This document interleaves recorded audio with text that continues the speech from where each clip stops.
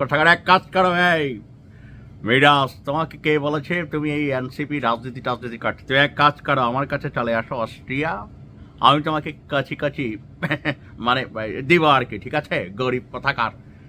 তুমি একজনের জন্য তো পুরো দলের বদনাম। ব্যক্তির অপরাধ দলের না, কিন্তু দল কিন্তু বাইচে যায় না। যাই হোক, একটু মজা করলাম, কিন্তু ঘটনাটা এমনই হয়ে গেল। থাকে না যে জয়কালে ক্ষয় নাই আর ক্ষয়কালে রক্ষা নাই। এনসিপির চারদিক থেকে আমার কাছে মনে হচ্ছে একটা কোণঠাসা অবস্থানে পড়ছেন, কারণ এখানে যাদেরকে রিক্রুট করা হয়েছে দলটাকে ভারী করার জন্য, জুলাই আগস্টে বহুত এরকম ধরেন পোলাপাইন তারা চট করে গিয়ে সমন্বয়ক হয়ে গেছে। তো এরপরে এনসিপি তাদের নিজেদের রাজনৈতিক কর্মকাণ্ডকে বিস্তৃত করতে গিয়া বুঝা না বুঝা, যাচাই বাছাই না করে যারে তারে আপে তাপে কিন্তু এই দলগুলোতে ঢুকাইছে। এখন হচ্ছে কি, ওই যে কোনোটা এরকম আকাম কুকাম করে, কোনোটা চান্দাবাজি করে, কোনোটা ওই যে এরকম নানান ধরনের অ্যাক্টিভিটিস করার পুরা দায়ভার গিয়ে এখন কার আসে? দল হিসাবে এনসিপির আসে। এনসিপি বহিষ্কার টহিষ্কার করে লাভ নাই। অবশ্য সারোয়ার তুষারকে দেখা মনে হয় এই ছেলেটা সাহস পাইছে যে এত ঘটনা ঘটানোর পরও নীলা ইসরাফিল তার বিরুদ্ধে প্রকাশ্যে কথা বলার পরও এই ছেলেকে যেহেতু আবার দলে টানছে, নিশ্চয়ই তাকেও দলে টানবে, এই চেতনায় সে বিশ্বাস করছে। আপনারা যার কথা শুনলেন তিনি হচ্ছেন মাদারীপুর জেলা এনসিপি সদস্য মেরাজুল ইসলাম। তার বিরুদ্ধে মামলা বাণিজ্য, নারীদেরকে কুপ্রস্তাব, পরকীয়া, পুলিশ দিয়ে হয়রানি সহ অসংখ্য অভিযোগ উঠেছে। আর যে ভিডিওটা আপনারা দেখেছেন ইতিমধ্যে, এই ভিডিও সোশ্যাল মিডিয়াতে ভাইরাল। তার গ্রামের বাড়ি হচ্ছে মাদারীপুরের রাজৈর উপজেলার শঙ্করদি গ্রামের ফার্নিচার পুলিশ মিস্ত্রি সিরাজ ব্যাপারীর ছেলে। একসময় কিন্ডারগার্টেন স্কুলের শিক্ষক হিসাবে চাকরি করতেন। দর্শক, যে ভিডিওটা ফাঁস হয়েছে সেখানে এক নারীর সঙ্গে নিজের গড়ে তোলা অনৈতিক শারীরিক সম্পর্ক নিয়ে বিভিন্ন অশ্লীল কথা বলছিল মিরাজ।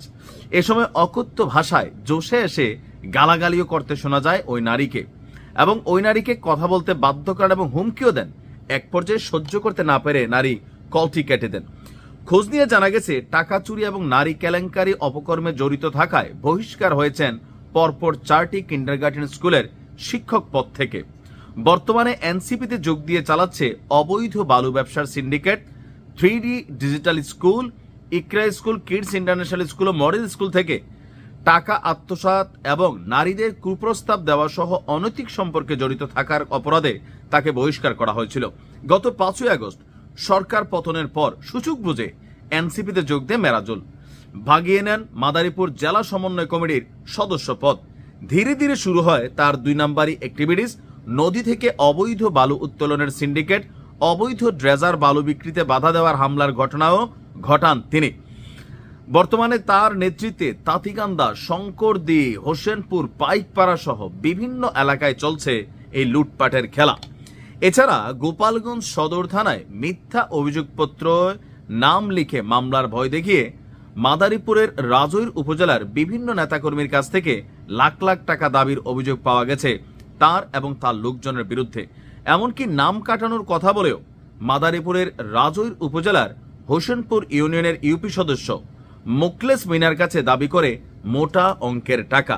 আর দিন শেষে আপনার বিয়ের প্রলোভন দেখিয়ে অনৈতিক সম্পর্ক, ব্ল্যাকমেল করে টাকা আত্মসাৎ, হুমকির অভিযোগ তুলে সেনাবাহিনীর কাছে লিখিত অভিযোগও দিয়েছে এক ভুক্তভোগী নারী। এখন তিনি কৌশলে এই কি বলা হয় যে তার এই ছবি ফুটেজগুলো সামনে দিয়েছেন। আর আমরা যদি দেখি ভাই, বিশাল চূড়া তারা নিয়ে যে প্রতিবেদন করা হয়েছে, আপনার মানে অস্থির অবস্থা। তো পুলিশ সুপার বলছেন, মাদারীপুরের অতিরিক্ত পুলিশ সুপার, মিথ্যা হরণের বিষয়ে অভিযোগ পেলে মামলা নেওয়া হবে। এখন মামলা করবে কিনা সেটা পরে, বাট তার আসল রূপ প্রকাশ হয়ে গেছে।